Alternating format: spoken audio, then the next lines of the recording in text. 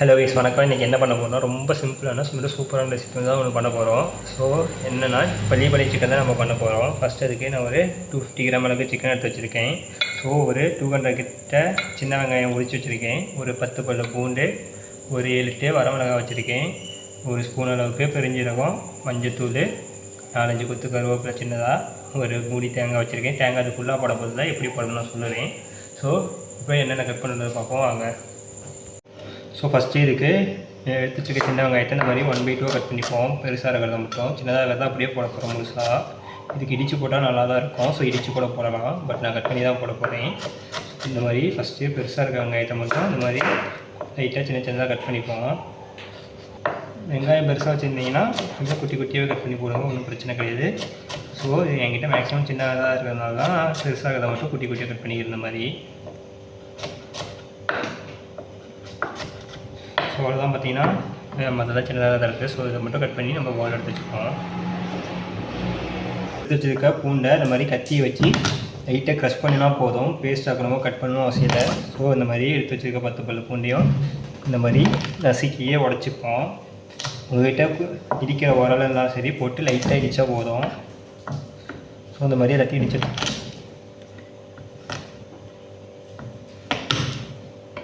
இப்போ எடுத்து வச்சுருக்க தேங்காயை இந்த மாதிரி பல்லாக எடுத்துக்கிட்டால் போதும். கொஞ்சமாக போட்டால் போதும், உங்களுக்கு அதிகம் வேணுனாலும் சரி அதிகமாக போட்டுக்கலாம். ஸோ இதை மட்டும் இந்த மாதிரி கட் பண்ணிவிட்டு எனக்கு இந்த அளவுக்கு போதும். அதனால் இந்த மாதிரி இதை கட் பண்ணிவிட்டு இந்த மாதிரி குட்டி குட்டியாக கட் பண்ணிக்கிறேன்.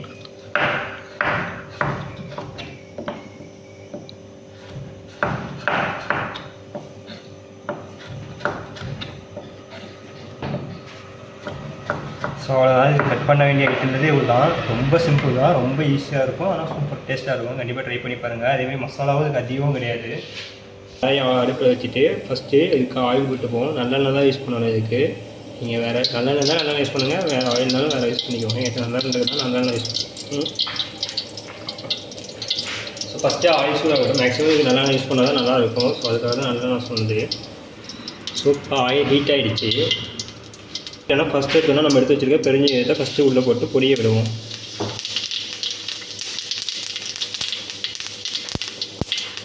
ஒன்ஸ் இந்த பெருஞ்சீரகம் முடிஞ்சதுக்கப்புறம் இடித்து வச்சுருக்க 8 பல்லு பூண்டு ஃபஸ்ட்டு ஆட் பண்ணிப்போம். ஃபஸ்ட்டு இந்த பூண்டை நல்லா ஓரளவுக்கு ரோஸ்ட் பண்ணிப்போம்.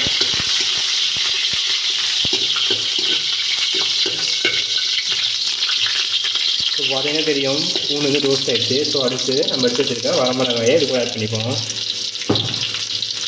ஒன்ஸ் வரமிளகாய் நல்லா ரோஸ்ட் ஆகணும். லைட்டாக ப்ரௌனாக பிளாக்கானாலும் பிரச்சனை கிடையாது இதில். ஸோ கொஞ்சம் நல்லா ட்ரை ரோஸ்ட் ஆக வச்சு நல்லா இதை ரோஸ்ட் பண்ணிப்போம்.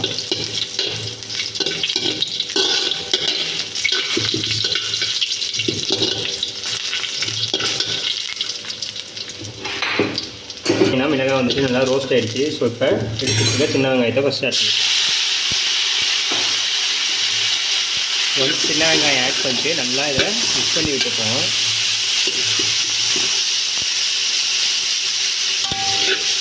ஸோ ஃபஸ்ட்டு சின்ன வெங்காயத்தை ஆட் பண்ணிட்டு நல்லா இதை மிக்ஸ் பண்ணி விட்டுப்போம். நல்லா இதை ஓரளவுக்கு லைட்டாக கண்ணாடி பதம் அளவுக்கு ஃபஸ்ட்டு ஆயில் நல்லா சாத்தே பண்ணிப்போம்.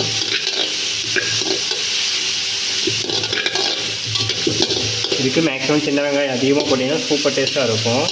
ஸோ இதுக்கு சின்ன வெங்காயம் மட்டும் தான் யூஸ் பண்ணணும். பெரிய வெங்காயம் யூஸ் பண்ணிங்கன்னா நல்லா இருக்காது, இனிப்பு ஒன்று ஸ்வீட்னஸ் வந்துடும். பட் சின்ன வெங்காயம் யூஸ் பண்ணும்போது நமக்கு சின்ன வெங்காயத்துக்கு அந்த ஸ்பைசினஸ் இருக்கும். ஸோ அதுதான் ஹைலைட்டு. ஸோ மறந்து கூட பெரிய வெங்காயம் யூஸ் பண்ணிடுறாங்க.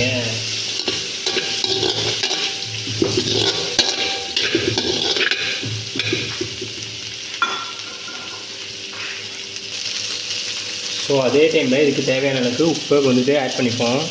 ஸோ அப்போ தான் சின்ன வெங்காயம் வந்துட்டு கொஞ்சம் ஃபாஸ்ட்டாக குக் ஆகி வரும். ஸோ அதனால் உப்பு ஆட் பண்ணிவிட்டு நல்லா மிக்ஸ் பண்ணி எடுத்துக்கோங்க.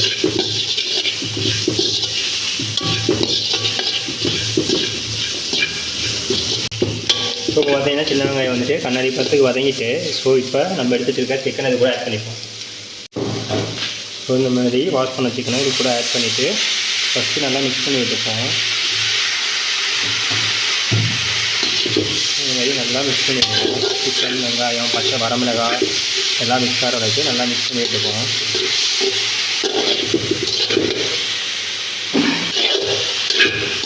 ஸோ இந்த மாதிரி நல்லா சிக்கனு வெங்காயம் எல்லாம் மிக்ஸ் ஆகிற வரைக்கும் நல்லா மிக்ஸ் பண்ணி எடுப்போம்.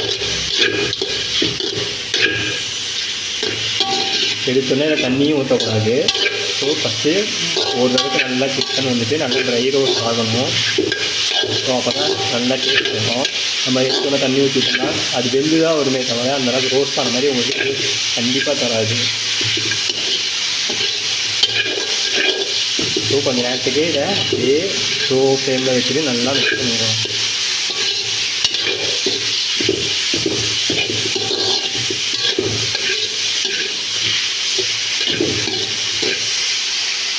ஸோ இந்த டைமில் நம்ம 1/4 ஸ்பூன் அளவுக்கு எடுத்து வச்சுருக்கேன் மஞ்சத்தூளை சோயா கூட ஆட் பண்ணிக்கிட்டேன். வேறு எந்த ஒரு மசாலாவும் கிடையாது. ஸோ இதை நல்லா மிக்ஸ் பண்ணி வச்சுருக்கோம். இன்னும் கொஞ்சம் நேரம் போச்சுன்னா வரமிளகாய் ரெட் கலர் நமக்கு தானாக வரும். நம்ம இதுக்கு தண்ணி ஊற்றி லைட்டாக குக் பண்ண போகிறோம். ஸோ ஃபஸ்ட்டு நல்லா இதை மிக்ஸ் பண்ணி விடுவோம்.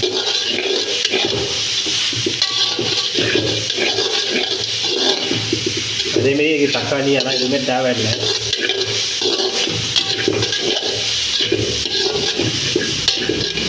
நல்லா ரோஸ்ட் ஆனதுக்கப்புறம் இதுக்கு தேவையான அளவுக்கு தண்ணி விட்டுப்போம். சிக்கனை விட்டுருக்கோங்க. தண்ணி விட்டதுக்கப்புறம் லைட்டாக மிக்ஸ் பண்ணி விட்டுட்டு இதை லைட்டாக ஸ்லோவில் ஒரு 5 to 6 மினிட்ஸ் வச்சு நல்லா குக் பண்ணுவோம். அப்போ தான் தண்ணி ட்ரை ஆகாத டைம் நான் சொன்ன மாதிரி மிளகாய் இருக்கிற ரெட் கலரில் தானாக வரும் வெளியே. ஸோ இப்போ பார்த்தீங்கன்னா தெரியும் நான் சொன்ன மாதிரி சிக்கன்லேருந்து மிளகாயிலேருந்து நான் சொன்ன மாதிரி ரெட் கலர் வரும். ஸோ இன்னும் இப்போ பார்த்தீங்கன்னா சிக்கன் வந்துட்டு ஆல்மோஸ்ட் 50% கிட்டே குக் ஆகிடுச்சு. இன்னும் ஒரு 20 to 50% குக் ஆச்சுன்னா கரெக்டாக இருக்கும். இன்னும் ஒரு அதிகம்லாம் தேவைப்படாது. இதுக்கு ஒரு மொத்தமாகவே பார்த்தீங்கன்னா ஒரு 20 மினிட்ஸ் மட்டும் தான் குக் பண்ணுறதுக்கே தேவைப்படும். வீட்டில் குக் பண்ணிங்கன்னா ஒரு 30 மினிட்ஸ் அந்த மாதிரி தான் டைம் எடுக்கும். பட் டேஸ்ட் வந்து செம்ம சூப்பராக இருக்கும். கண்டிப்பாக ட்ரை பண்ணி பாருங்கள். ஸோ இந்த டைமில் பார்த்தீங்கன்னா நம்ம எடுத்து வச்சுருக்க கருவேப்பிலை வந்துட்டு இந்த டைமில் ஆட் பண்ணிக்கோங்க. ஒரு சிலர் வந்துட்டு லாஸ்ட் ஆட் பண்ணுவாங்க. பட் எனக்கு இந்த டைமில் ஆட் பண்ணால் தான் அதோடய ஃப்ளேவர் வந்துட்டு அதுக்குள்ளே வருன்றதுக்காக கொஞ்சம் தண்ணி இருக்கும் போதே ஆட் பண்ணிட்டேன். அந்த மாதிரி கருவேப்பிலை ஆட் பண்ணிட்டு நல்லா லைட்டாக மிக்ஸ் பண்ணி விட்டுட்டு ஸோ அப்படியே விட்டுருவோம்.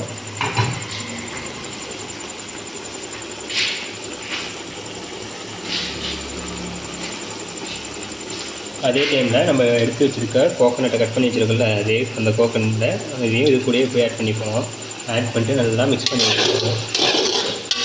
ஸோ ஏன் இப்போ நான் கோகோனட் ஆட் பண்ணுறேன்னா இப்போ தான் அந்த மசாலா வந்துட்டு லைட்டாக அந்த ஸ்பைசி தான் வந்துட்டு கோகோனட்டில் இறங்கும்.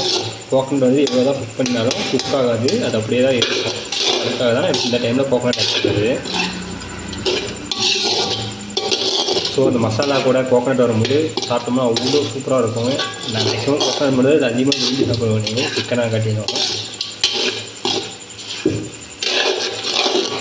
ஸோ இன்னும் பார்த்தேன் ஆல்மோஸ்ட் அவ்வளோதான் நமக்கு இது ரெடி ஆகிடுச்சு. இன்னொரு 2 to 3 மினிட் ஃபைனல் அவுட் எந்த கலரில் இருக்குன்றது அவங்களுக்கு காட்ட பாருங்கள். அப்போ கிரேவியோட கன்சிஸ்டன்சி எப்படி இருக்குன்றதை காட்ட பாருங்கள்.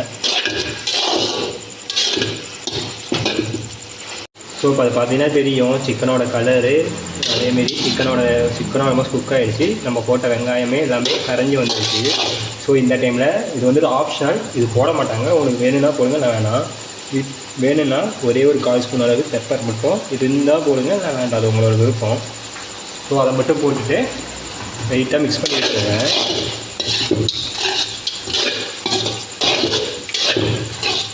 ஸோ இப்போ பார்த்தீங்கன்னா தெரியும் எல்லாமே வெங்காயம் போட்ட வெங்காயம் பூண்டு எல்லாமே சூப்பராக கரைஞ்சி வந்துடுச்சு.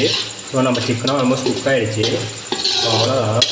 இன்னும் ஒரு 5 மினிட்ஸ் விட்டோம்னா ஃபுல்லாக ட்ரை ஆகிரும். எந்த அளவுக்கு இருக்குன்றத